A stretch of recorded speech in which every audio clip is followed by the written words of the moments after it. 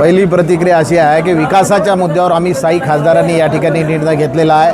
हा निर्णय माझा संजय देशमुखचा एकट्याचा नव्हता, या स्थायी खासदाराचा होता। विकासाच्या माध्यमातून या ठिकाणी विकास झाला पाहिजे हा प्रमुख उद्देश होता। खऱ्या अर्थानं यवतमाळ वर्धा नांदेड जी रेल्वे प्रकल्प आहे ती रेल्वे प्रकल्प आमच्या कार्यकाळात पूर्ण झाला पाहिजे।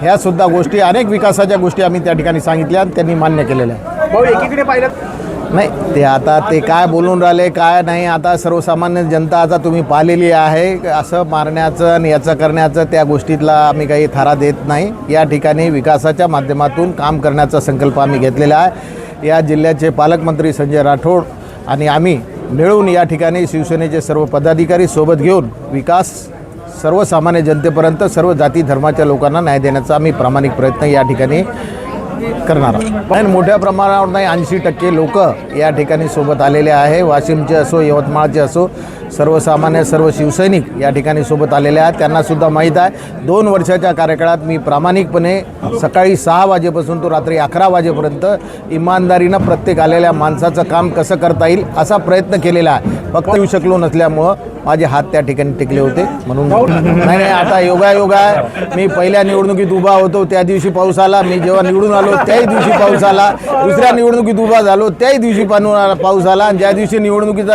निकाल जाहीर झाला त्याही दिवशी पाणी आलं, आणि आजसुद्धा पाण्याचा योग आला। त्याच्यामुळं मलासुद्धा आनंद झालेला आहे। आमच्या सर्वसामान्य शेतकऱ्यांना दिलासा देण्याचं काम परमेश्वराने या ठिकाणी केलेलं आहे। ही आपल्या सर्वांसाठी शेतकरी बांधवासाठी आनंदाची गोष्ट आहे। नाही निश्चितपणे विकासाचा दृष्टिकोन आम्ही समोर ठेवलेला आहे। मग भारतीय जनता पार्टी असो, अजित पवार गट असो आणि शिंदे शिवसेनेचे सर्व पदाधिकारी असो, आम्ही सामूहिकरित्या या ठिकाणी सर्वांना सोबत घेऊन आपण चांगलं काम करण्याचा, यवतमाळ जिल्ह्याला आणि वाशिम जिल्ह्याला न्याय देण्याचा प्रयत्न आम्ही या ठिकाणी करू।